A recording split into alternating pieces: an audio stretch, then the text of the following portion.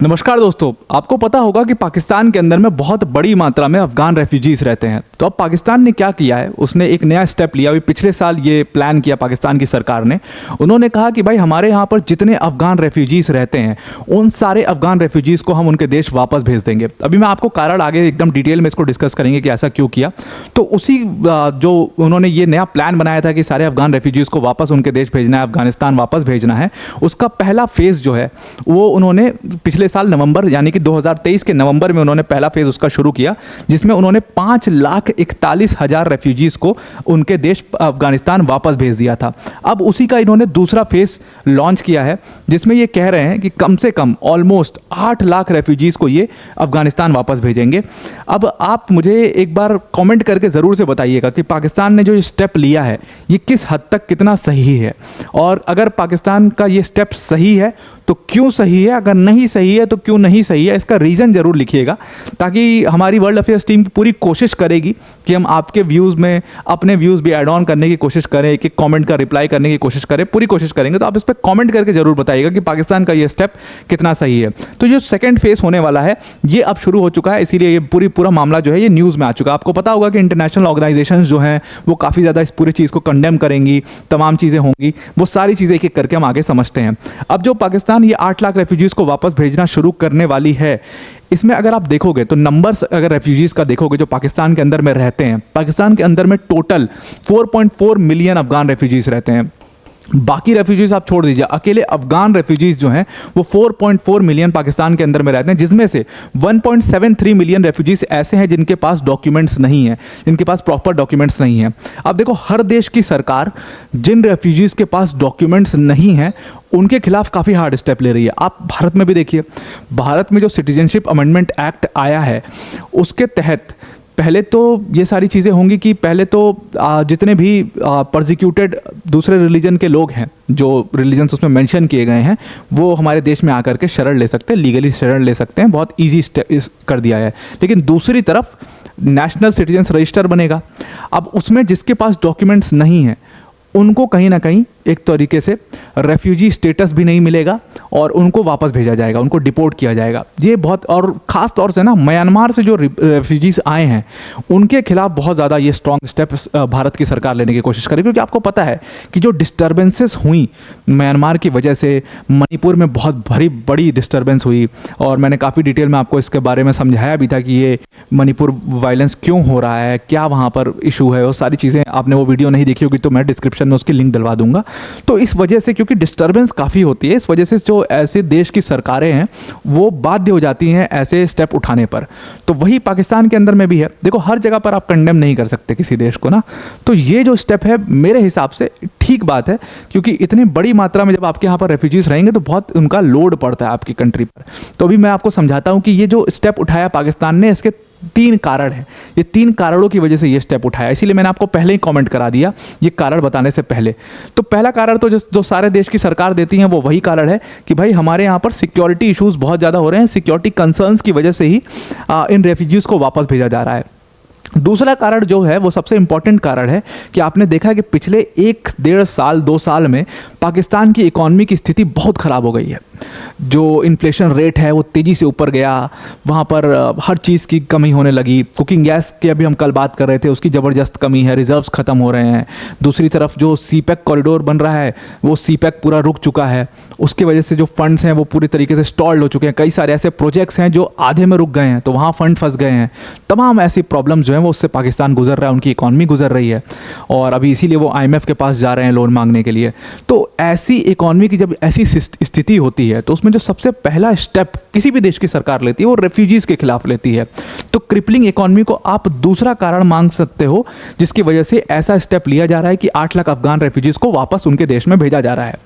अब अगर आप बाय एंड लार्ज तीसरा कारण देखोगे तो तीसरा कारण इसमें यह है कि अभी हम कल ही वीडियो में बात कर रहे थे TTP के बारे में, यानी कि तहरीक तालिबान पाकिस्तान के बारे में। सिर्फ एक ही ऑर्गेनाइजेशन ने, ऐसे कई सारे अफगानी ऑर्गेनाइजेशंस हैं जो कि काम कर रहे हैं पाकिस्तान के अंदर में। और इसीलिए जो डेटा आया वो ये आया कि 2023 में, मतलब जनवरी 2023 से लेकर के दिसंबर 2023 तक में कम से कम 700 टेररिस्ट अटैक पाकिस्तान के अंदर में हुए। अब आप सोचिए 700 टेररिस्ट अटैक, और कितने सारे लोग, डॉक्यूमेंटेड किलिंग्स जो थी वो 1000 से ऊपर थी।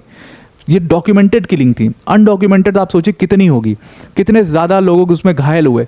तो ये अकेले 2023 में 700 से ज़्यादा टेररिस्ट अटैक हुए। खास तौर से ये टेररिस्ट अटैक उन एरियाज़ में देखा गया जहाँ पर के लोग जो हैं वो पाकिस्तान की सरकार से काफ़ी नाराज़ है, जैसे खैबर पख्तून के रीजन में देखा गया, बलूचिस्तान में देखा गया।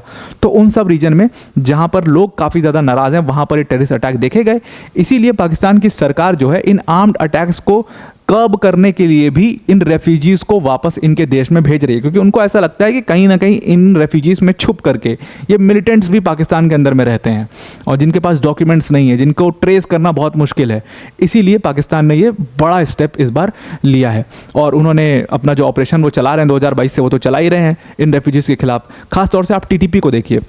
अब तहरीक तालिबान पाकिस्तान पर पाकिस्तान की सरकार ने हमेशा ये इल्ज़ाम लगाया है कि इसको कहीं ना कहीं तालिबान की जो सरकार है अफ़गानिस्तान के अंदर में, वो तालिबान की सरकार TTP को हेल्प करती है।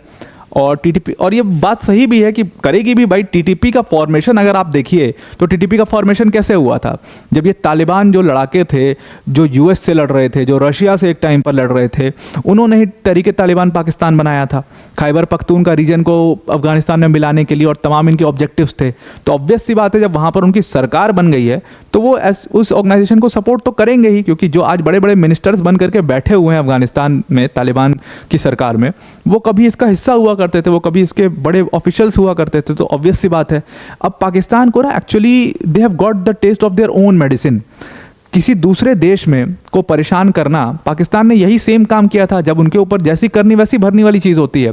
जब यही सेम काम पाकिस्तान ने एक टाइम पर किया था, जब US जो है वो बड़ी मात्रा में फंड्स भेजता था और सारे टेररिस्ट जो हैं वो पाकिस्तान एक बफर स्टेट की तरह काम करता था। सारे टेररिस्ट जाकर के पाकिस्तान में ट्रेनिंग लेते थे, उसके बाद अफगानिस्तान में जाकर के आतंक मचाते थे, कभी रशिया की फोर्सेस से लड़ते थे, और वहाँ के जो लोकल्स थे जो वहाँ पर सही डिमांड कर रहे थे, वो लोग की आवाज़ उसमें दब जाती थी। वही सेम टेररिस्ट जो हैं वो ट्रेनिंग लेकर के इंडिया में आकर के कितने बड़े बड़े टेररिस्ट अटैक करते हैं।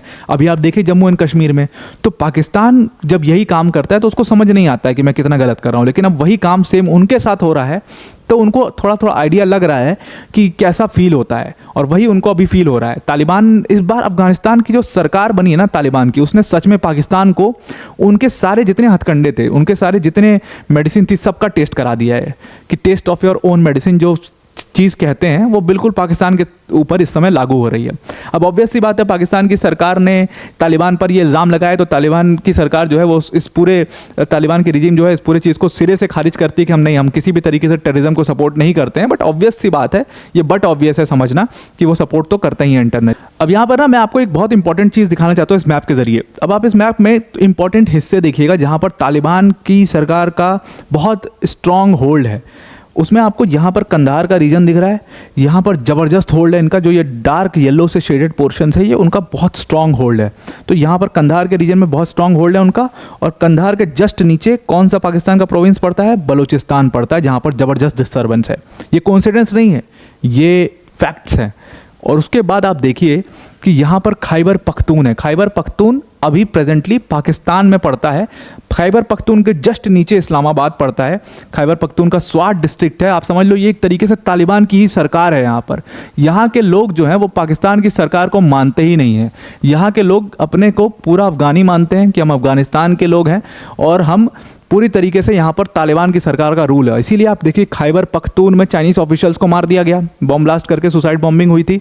बलूचिस्तान में 5 चाइनीज़ को मारा गया। क्यों मारा गया इन चाइनीज़ को? क्योंकि इन्हीं एरिया से, ये जो डिस्टर्ब्ड एरिया है, इन्हीं एरिया से पीओके से होते हुए, ये पीओके दिख रहा है आपको यहाँ पर ऊपर, ये पीओके का रीजन है जिसको इलीगली ऑक्यूपाई किया पाकिस्तान ने।